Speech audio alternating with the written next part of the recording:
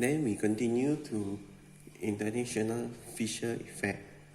So another theory along with PPP theory is the international Fisher effect theory. So it uses interest rate rather than inflation rate to explain why the exchange rate change over time.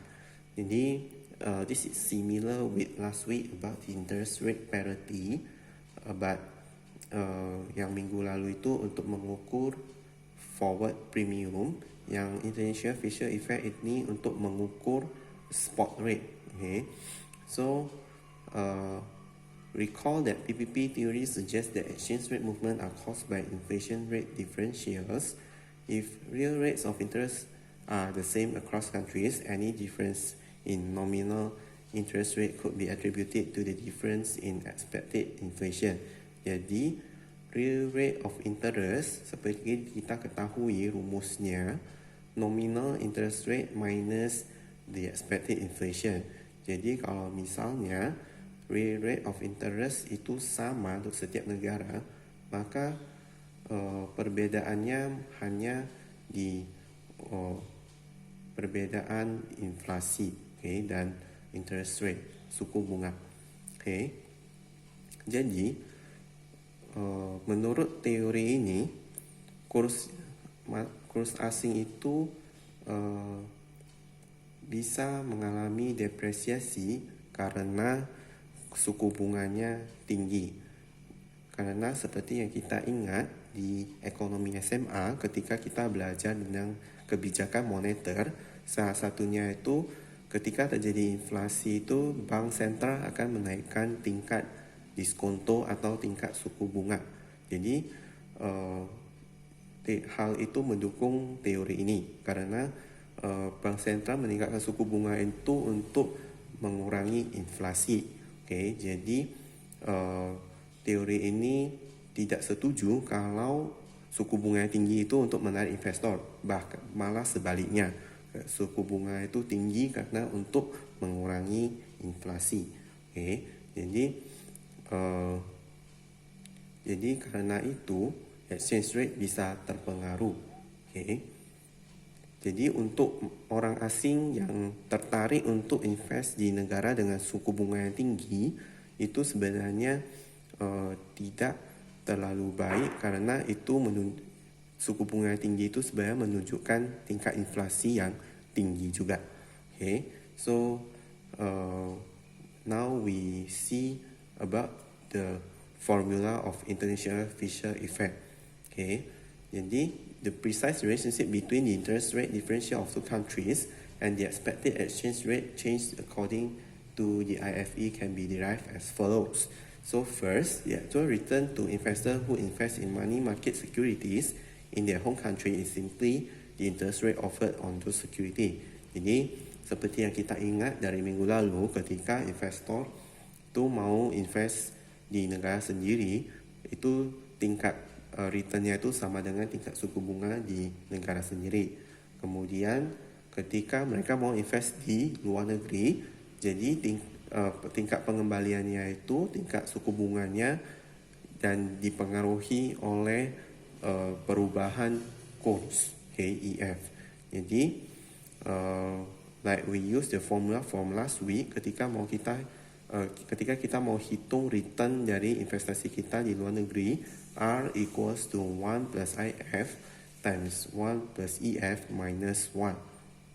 So according to international Fisher effect, that yang kita invest di luar negeri itu akan sama dengan kita invest di dalam negeri. So the R is equal to IH. Okay. Jadi ketika yang tingkat suku bunga di luar negeri itu sama dengan ketika return dari investment kita di luar negeri itu sama dengan tingkat suku bunga kita ketika kita invest di dalam negeri itu sama, maka terjadilah international Fisher effect. Jadi kita substitute R dengan persamaan sebelumnya. Okay, become 1 plus IF times 1 plus EF minus 1 equals to IH. Jadi kita mau dapat EF. Okay, So 1 pindah ke kanan. Okay, become 1 plus IH. Then 1 plus IF we move to the right side, become 1 plus IH over 1 plus IF. 1 pindah ke kanan, jadilah EF equals to 1 plus IH over 1 plus IF minus 1. So when our home country interest rate is higher than the foreign country interest rate, the EF will be positive. It means that the foreign currency will be appreciated. Okay, jadi mendukung teori ini, ya, karena suku bunga kita tinggi, suku bunga negara lain rendah, sehingga nanti kurs mata uang asing itu akan semakin mahal. Jadi sesuai dengan teori ini. Jadi karena suku bunga tinggi itu menunjukkan tingkat inflasi yang tinggi. Okay. Jadi juga sama dengan PPP, ada juga rumusnya yang lebih sederhana. EF almost equal to IH minus IF.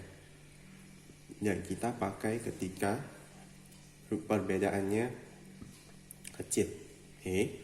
Jadi sama juga ada grafiknya, similar with interest rate parity and also purchasing power parity. It is a 45-degree line. Okay. So any points inside the IFE line is the condition when the IFE happens. Okay. Di luar tu belum terjadi IFE. Ya. Jadi sama dengan purchasing power parity, karena IFE ini berdasar dengan purchasing power parity, pasti IFE juga kadang-kadang tidak bisa terjadi. Okay. Karena lagi-lagi exchange rate itu dipengaruhi oleh 5 hal yang kita pelajari di week 4. Okay. Tidak hanya melulu karena interest rate, inflation rate, juga bisa karena government control, expectation and income level. Okay. So when we compare both of these three theory, karena perbedaan suku bunga aja bisa muncul sampai 3 teori ini. Okay. Like last week we learned, it is interest rate parity mempengaruhi forward rate.